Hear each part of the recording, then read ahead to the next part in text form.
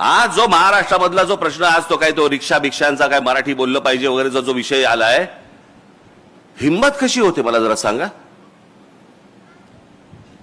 नाही मराठी बोलणार, तुमच्या राज्यात येऊन तुम्हाला ते सांगतायत की नाही मराठी बोलणार आम्ही, आणि त्याच्यावरती आमचे मंत्री त्यांना सांगतायत बरं बरं ठीक आहे 4 महिने अजून घ्या मराठी शिका.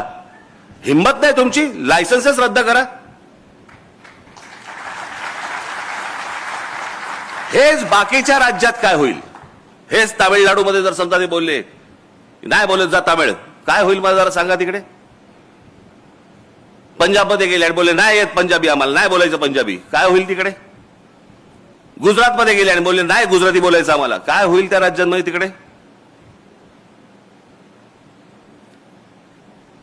मराठी टिकवायची असेल तर ती वरपासून खालपर्यंत टिकवायला लागते. आणि आमच्या लोकांनी जे सांगितलं, आमची लोक जे सांगत आले बोलत आले, तो महाराष्ट्राचा ठसा तो त्यांनी उमटवला ना.